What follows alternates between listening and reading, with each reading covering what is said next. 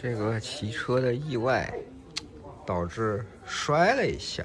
好，各位买好，我是董爱买。上期视频呢，不是聊着我开着 ET9 的翠菱染金去泉州，然后去了厦门，去参加未来第4000座换电站的落站仪式嘛。当时我不是说在厦门之后呢，我摔了一跤，所以我的旅程就提前结束了。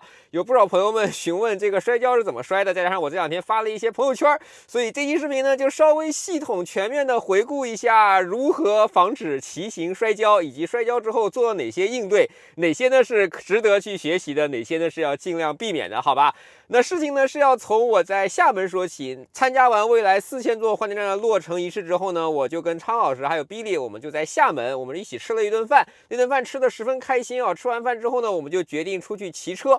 正好呢，我的车上一直带着 Lemmo 的那个折叠小自行车，然后昌老师呢找厦门的朋友们借了一台，Billy 老师本来就有一台，于是我们3个人就骑着 Lemmo 的折叠车就出发了。那厦门呢，环岛路是非常知名的路线，我们开始骑的也非常高兴啊！我们还在1国2制海滩拍了一些有纪念意义的照片，于是接着往前走。当时呢，我就发现这个骑行道的条件并不是从头到尾都非常棒的，环岛路稍微往前走一点的时候，路呢首先就收窄了，其次呢，路灯开始变黑了。这对于道路不熟的情况下，这将是一个非常大的问题啊！同时呢，因为是临时组的局，所以我们3个人都没有头盔，都没有手套，也都没有做任何的骑行防护。当然，本身我们觉得这个城市骑车能有多快呢？你平时骑一个共享单车，你还戴头盔吗？你还戴手套吗？其实也都不戴的。所以在路况不熟悉的情况下，加上天比较黑，又没有带任何的防护装备，你看所有的 buff 叠满了，有没有？于是呢，我就骑行在一个路中间，它突然放了一条电缆。那为了那个电缆过桥嘛，它在上面搭了一个比较大的这个坡。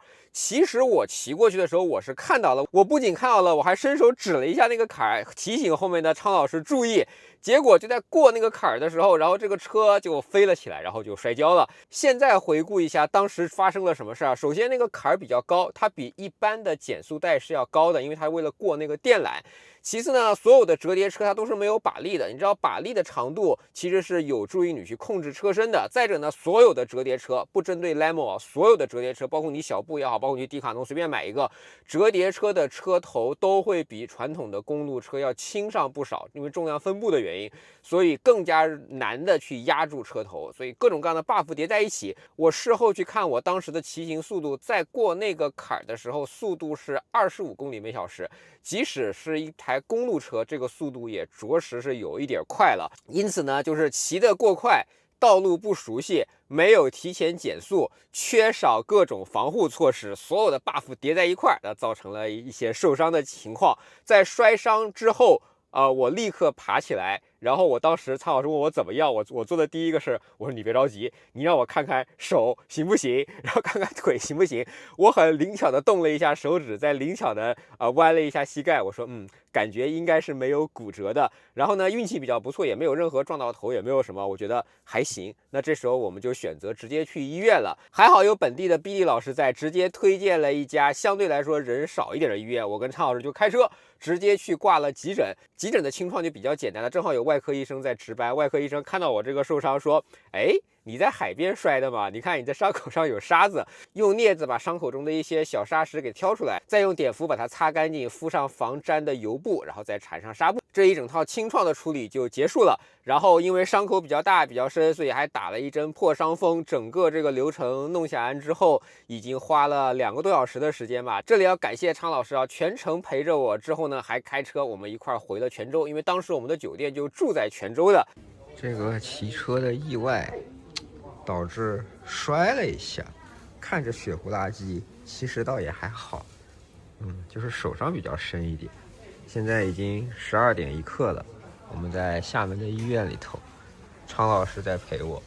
问题不大，问题不大，继续骑啊，继续骑啊。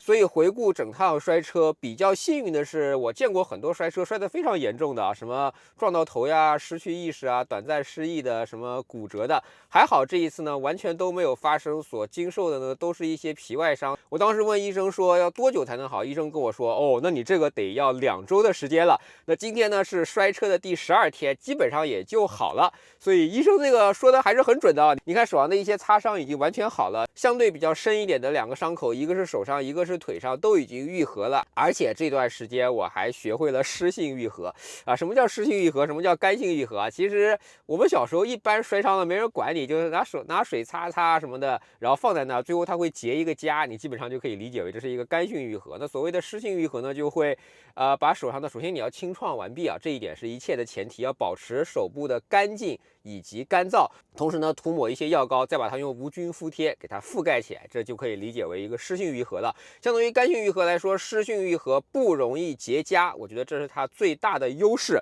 你看我手上贴的这个就是一个无菌的敷贴，这个敷贴很好啊，我今天还特意拿来了啊，不给特定的家做广告，给大家看一看它的背面啊。它其实是一个什么？我仔细研究了一下，它像一个冲锋衣一样，类似于一种半透膜的材质，它本身具备一定的防水效果，同时它还有一定的透气特性。你的伤口是需要透气的，所以呢，在你首先清创完毕之后，伤口已经合理，在医生的建议指导下，你可以涂一些药膏，然后把这个敷贴给它贴上。这样的话，一是呢不容易碰到，第二呢就是通过湿性愈合的方式加速你创口的恢复。给大家看一看吧，因为我这基本上已经好了。对，前2天也不好给大家看。这个湿性愈合这个贴很便宜啊，1张几块钱吧。你看，这个就撕掉了。看看能不能对焦，对焦对上了。你看这个湿性愈合是不会产生这样的结痂的。然后你看我手臂上。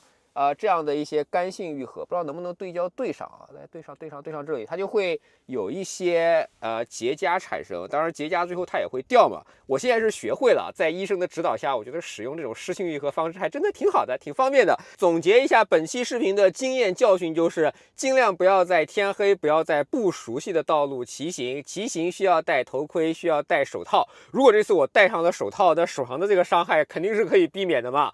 再者呢，就是结伴骑行是有好处的，出现一些意外，有你的朋友们可以陪伴你。在此呢，也要感谢昌老师，感谢毕毅老师，下次有空再一起去学环岛路。那厦门的环岛路，下次必须要把它绕一圈，给它骑完了，对不对？好了，这就是本期懂买买的视频，希望你能喜欢。如果对我视频感兴趣，不要忘记评论区订阅懂买买卖的头条、B 站、微博以及 YouTube 都有自己的账号。我们下期再见，拜拜。